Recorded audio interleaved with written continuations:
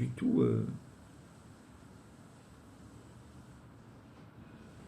Alors là, je vois que je teste un nouveau logiciel vidéo. J'ai comme l'impression que ça s'est arrêté au bout de 30 minutes, mais ça a redéclenché sur une deuxième vidéo. J'ose espérer que la vidéo précédente, elle s'est enregistrée. Donc je termine avec cette histoire. Donc il était rabbin de cette Keïla en Russie, et il y avait un Moser dans sa ville.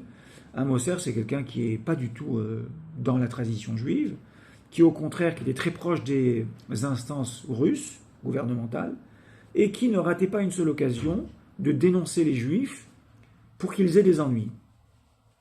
Donc il était très connu dans cette Keïla. Il se trouve qu'un jour ce Moser décède, quitte ce monde.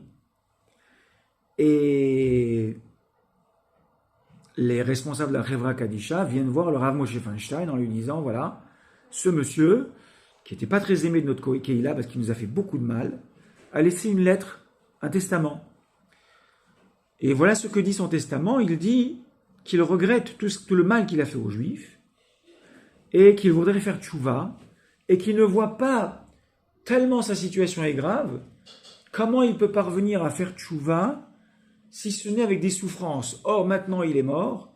Donc, la seule souffrance à laquelle il pense, c'est qu'il puisse avoir une espèce de mépris de son enterrement, qui serait une souffrance posthume. Donc, il a demandé dans son testament à être enterré debout, ce qui est contraire à la halakha, et qui est aussi extrêmement... c'est un bisayon, c'est une honte. D'accord ?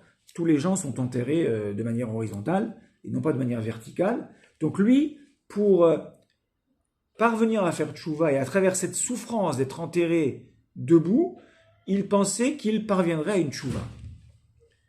Et, puisque c'est interdit par la loi juive, il a demandé à ce qu'il soit enterré en dehors du cimetière juif, qui est encore une souffrance supplémentaire posthume, pour lui faire parvenir à sa tchouva. Et donc il livre ce testament au Rav Moshe Feinstein en disant, nous, que fait-on ?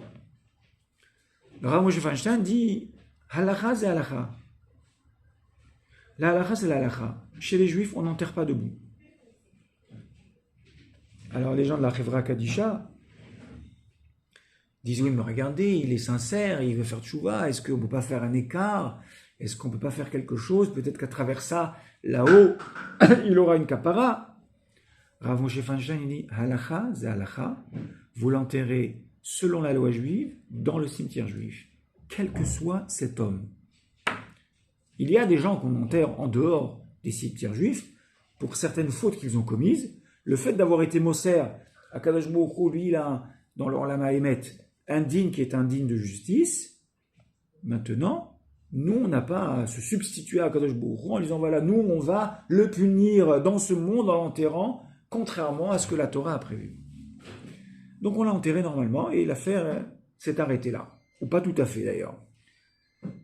Au bout de 3 semaines, les autorités russes débarquent à la Chevra Kadisha et vont voir le responsable de la Chevra Kadisha et ils disent prenez une pelle et emmenez-moi voir cet homme un tel et un tel, où est-ce qu'il est enterré. Ils y vont, c'est ici, très bien. Creusez, sortez le corps. Donc ils exigent qu'on exhume le corps de ce Moser, de ce délateur, immédiatement. Il s'exécute et les autorités russes constatent que non seulement il est enterré dans le cimetière juif, mais en plus il est enterré normalement selon la loi juive. Et très bien, refermé, on n'a plus rien à vous dire. Mais avant de les laisser partir, les responsables de la Chevra Kadisha sont curieux de savoir quelle est la raison de cette visite. Pourquoi ils ont exigé qu'on exhume le corps.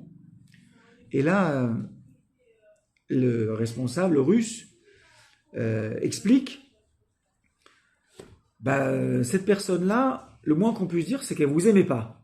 Ah bon, pourquoi ?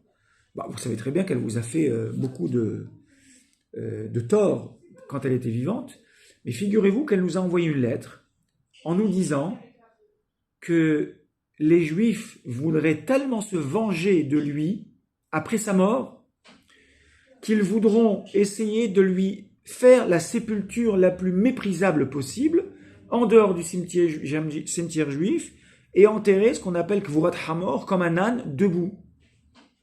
Donc il espérait que les Juifs accèdent à sa requête et qu'effectivement, à travers la lettre qu'il va envoyer aux autorités russes, ils se rendent compte qu'ils ont effectivement essayé de faire du mal plutôt que de faire tchouva, et ils auraient encore des problèmes après sa mort.